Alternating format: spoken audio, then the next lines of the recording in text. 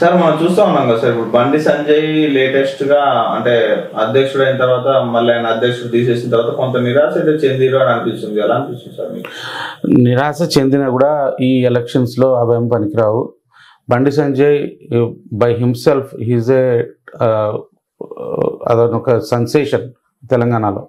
ఆయన కాలంలో బీజేపీ అపురూపమైన ఆదరణ తీసుకొచ్చాడు. అంటే గ్రౌండ్లో మనం మాట్లాడుతూ ఉంటే ఆయన is connected to the ground. ఎవరు ఫోన్ చేసినా వాళ్ళతోటి కలవటము, కామన్ మ్యాన్ లాగా ఉండి ప్రతి ఒక్కరికి సహాయం చేస్తూ, రైట్, ఎవరికి ఎక్కడ హిందువులకి ఎక్కడ ఏ ఇష్యూ వచ్చినా ముందుండి నిలబడ్డ వ్యక్తి బండి సంజయ్. సో ఆయన యొక్క భాష, ఆయన యొక్క వేషధారణ, ఆయన యొక్క ఇది బాగా జనాల్లో కనెక్ట్ అవుతుంది. So he's a mass leader బేసికల్గా. సో ఆయనకి ఇప్పుడు మనకి నరేంద్ర మోడీ గారు తోటి మనం ఎట్లా చూస్తామో ఆయన గ్రాస్ రూట్ లెవెల్ లీడర్ ఎట్లాగో తెలంగాణలో కూడా ఆయన గ్రాస్ రూట్ లెవెల్ లీడర్ లాగా తయారయ్యాడు బేసికల్గా. ఆయన తీసుకొచ్చినంత మూమెంట్ బీజేపీకి ఇప్పుడు అంతకుముందు పాస్ట్లో ఎప్పుడు ఇంత మూమెంట్ అంటే ఇంత సెన్సేషన్ జరగలే. అంటే ఇప్పుడు సోషల్ మీడియా యుగంలో బైన్సాలో ఏదైనా జరిగినా కానీ, ఎక్కడ ఏది జరిగినా కానీ ముందుండి ఉద్యమాన్ని నడిపించాడు. సో అందరికీ కనెక్ట్ అయిన లీడరు ప్రతి ఒక్కడికి. అంటే వేరే పార్టీ వాళ్ళకు కూడా బండి సంజయ్ని పొగిడిన సంగతులు నేను చాలా చూసాను. అంటే చాలా కష్టపడుతున్నాడు, అంటే ఒరిజినల్గా కనపడుతున్నాడు. దాంట్లో అతను కల్లా కపటం లేని మనిషి. కానీ క్లియర్గా ఆయన ముఖంలో కనపడే ఒక భావం ఏంటంటే చాలా కల్లాప కపటం లేని మనిషి, నిస్వార్థంగా ఫైట్ చేస్తున్నాడు అనేది జనాల్లో బాగా వెళ్ళిపోయింది. అసలు ఆ రోజు బండి సంజయ్ని తీసినప్పుడు అందరూ బాధపడ్డారు. నేను కూడా నా కళ్ళల్లో నీళ్ళు వచ్చినాయి. అరే ఇంత కష్టపడుతున్న అతన్ని పక్కన ఎందుకు పెట్టారని చాలామంది బాధపడ్డారు. అయితే బట్ మనం ఏం చేయాలంటే పైన ఏం జరిగిందనేది పక్కన పెట్టి ఈసారి ఎలక్షన్ మన హిందువుల రైట్స్ కోసం ఫైట్ చేస్తున్నామని చెప్పని అందరూ భావించి పక్కన పెట్టండి.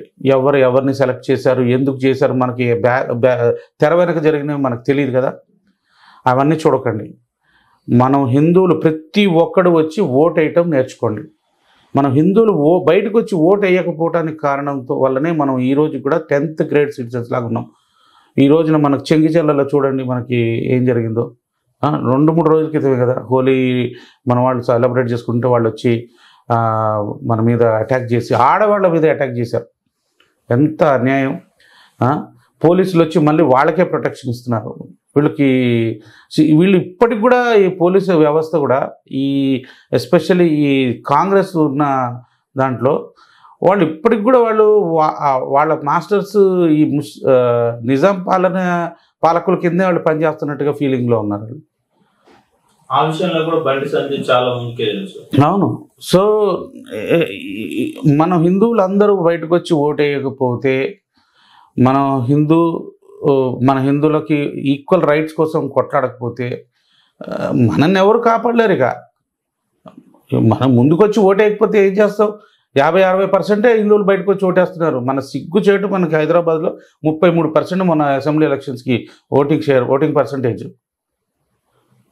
33%. అసలు ఎంత సిగ్గు చేటు. చదువుకున్న వాళ్ళు ఎక్కువ మంది ఇక్కడ ఉంటుంది కదా, చదువుకున్నప్పుడు ఓటేయాలన్న ఒక ఇంగిత జ్ఞానం లేకపోతే జనాలకి, నేను తిడుతున్నా ప్రజల్ని, ఇది మీరు అందరికి పంపించండి.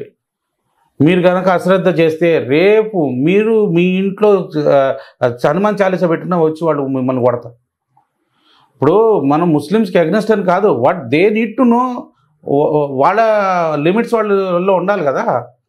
మన హిందువులకి ఏ హక్కు లేదా? ఇంట్లో షాప్లో హనుమాన్ చాలీసా పెట్టుకుంటే వచ్చి అటాక్ చేశారు కర్ణాటకలో. బయటకు వచ్చి మాకు ఏ హక్కు లేదా అని చెప్పని అడగడానికి కూడా పరిస్థితి లేదు. ఎవరిని వెళ్ళి అడుగుతారు? పోలీసులే వాళ్ళకి సపోర్ట్ చేస్తూ ఉంటే. సో ఈ పోలీస్ వ్యవస్థ అనేది పైన పొలిటికల్గా చేంజ్ అయితే తప్పితే వాళ్ళు చేంజ్ కారు. ఈ సెక్యులర్ పార్టీలు ఉన్నంతసేపు పోలీసులు మైనారిటీస్కి మాత్రమే రైట్స్ ఇస్తారు, హిందువులకు అన్ని రైట్స్ తీసేసినట్టే. ఏ రైట్ లేదు. మనం ఒక టెంపుల్ కట్టుకొని హుండీ పెడితే గవర్నమెంట్ లాగేసుకుంటుంది. మనం ఒక గురుకులం మనం పెట్టుకొని మనం ఏదైనా చెప్పాలనుకుంటే ఏ రికగ్నిషన్ ఉండదు. మనం ఏదన్నా స్కూల్ హిందువులు స్కూల్ పెట్టి రెగ్యులర్ స్కూల్ చెప్తూ పొద్దున ఒక మంచి ధర్మగ్రంథాలు కానీ మంచి స్టోరీస్ ఏదైనా చెప్పి వాళ్ళల్లో అంటే మంచి నడవడి కోసం కొన్ని స్టోరీస్ చెప్పాలంటే అవి చెప్పడానికి వీల్లేదని చెప్పని రిస్ట్రిక్షన్స్ పెడతా ఉన్నారు. ఈ ధర్మం నేర్పించకపోతే జనాలు చెడిపోతారు, తప్పుడు పనులు చేయడానికి ఈజీగా ఆస్కారం ఎక్కువ ఉంటుంది.